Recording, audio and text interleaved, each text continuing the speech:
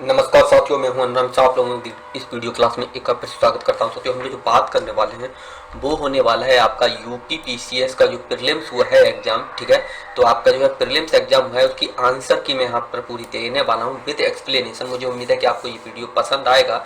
जो कि आपका एग्जाम की बात की जाए तो एग्जाम जो हुआ था आपका 24 अक्टूबर को, आज ही के दिन जो है एग्जाम हुआ था।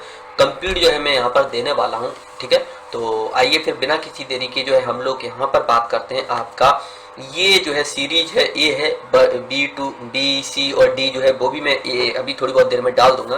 तैयार कर रहा हूँ मैं अकेला ही, मैंने बताया कि तो जितना भी कर सकता हूँ उतना कर रहा हूँ।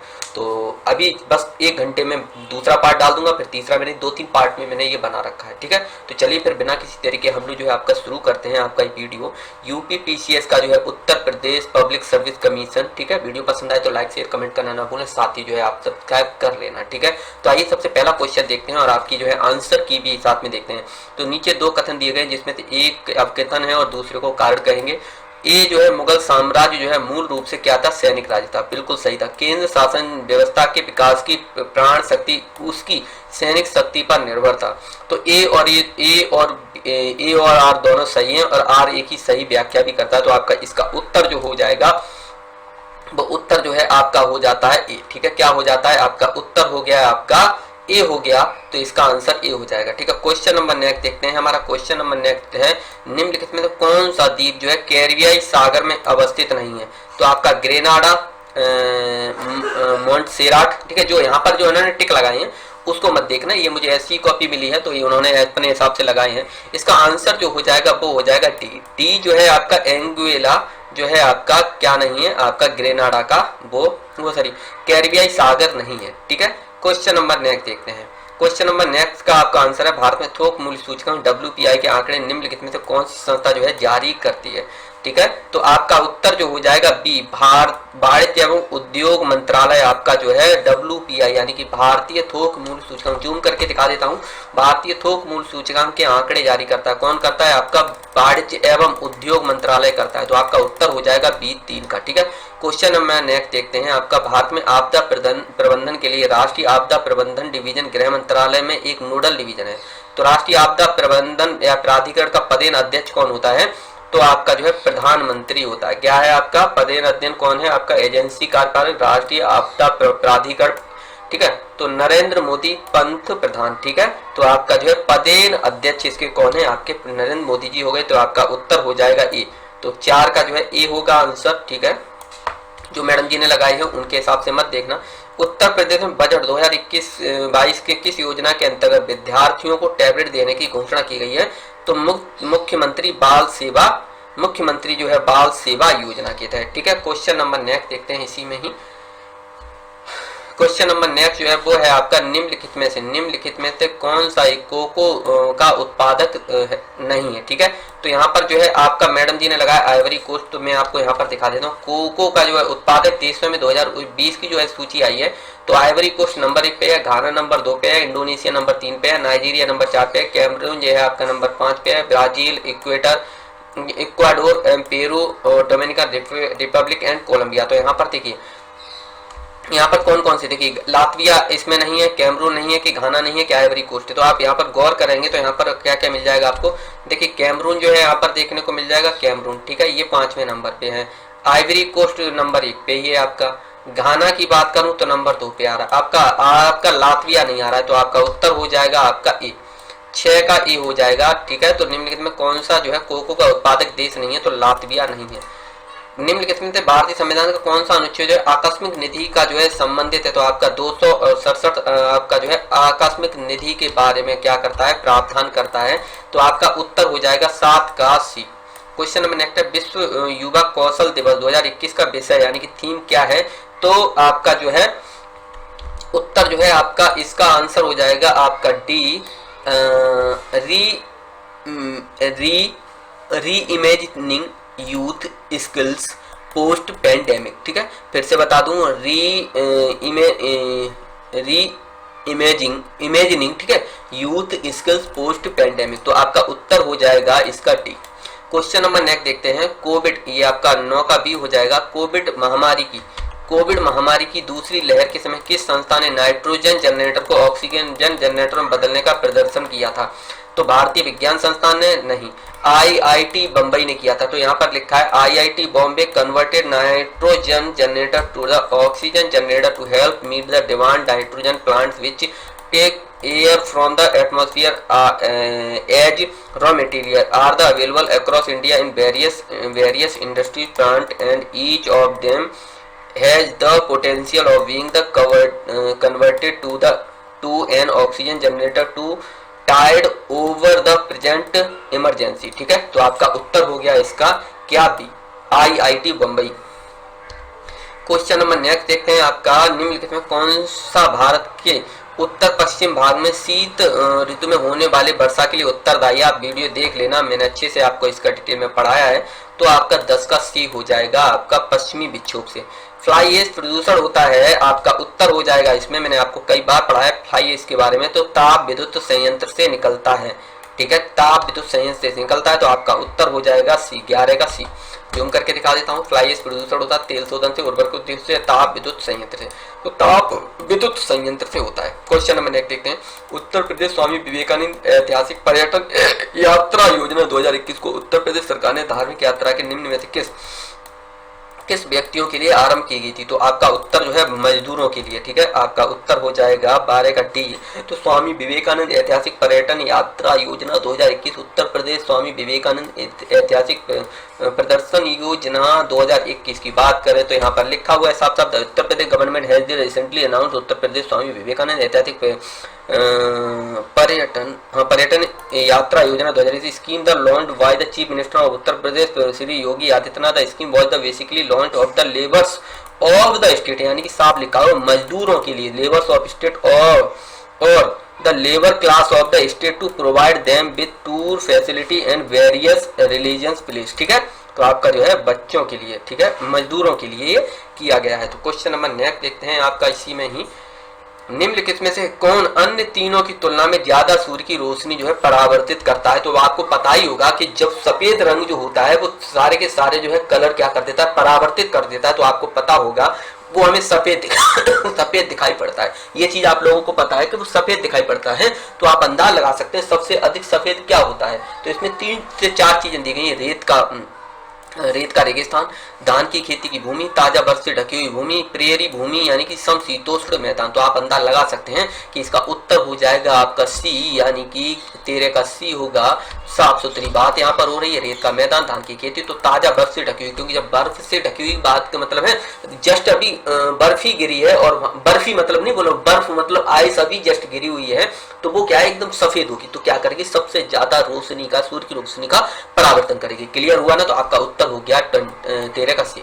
निम्नलिखित शहर में से एक में देश का प्रथम भारतीय कौशल संस्थान स्थापित किया गया था? तो आपका उत्तर जो है कानपुर। यहाँ पर साफ सुथरी बातों में लिखा है कि prime minister Narendra Modi led the foundation since of the first Indian institute of skill IIS in Kanpur Uttar Pradesh 2 में। ठीक है, तो आपका उत्तर हो जाएगा 14 का डी, यानी कि आपका कानपुर।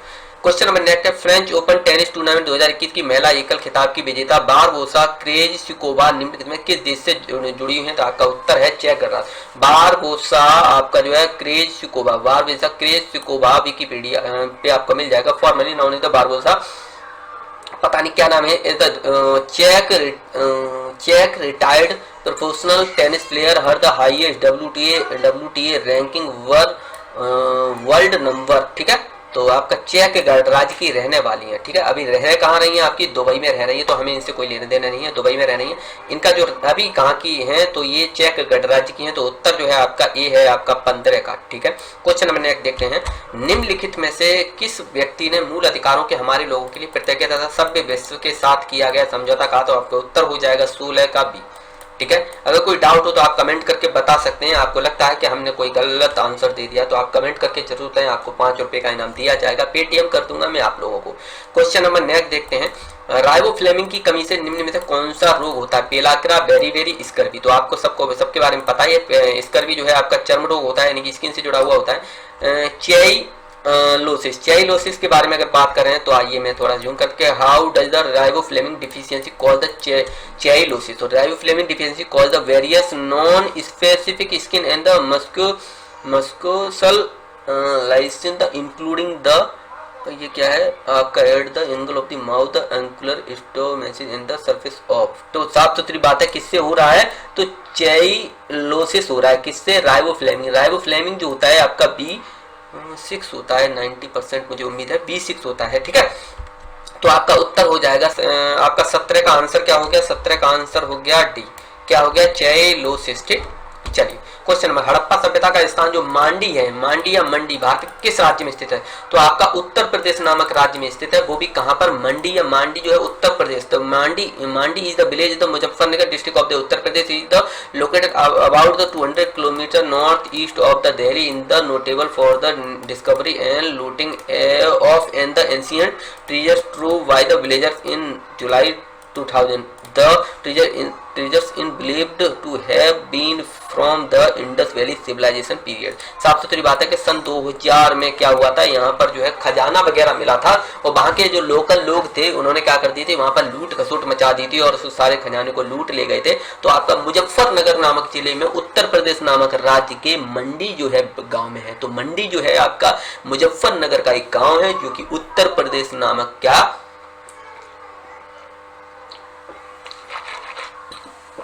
उत्तर प्रदेश नामक राज्य में पड़ता है।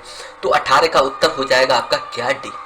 क्वेश्चन नंबर नेक्स्ट देखते हैं आपका, निम्नलिखित में से कौन सा रोग जो है मच्छर बाधित नहीं होता है, डेंगू, फ्लाई लेरियासिस, ठीक है, एंड मलेरिया, ठीक है। तो आपका निद्रा रोग जो है मच्छर के काटने से नहीं होता है, तो आपका उत्तर हो जाएगा 19 का सी।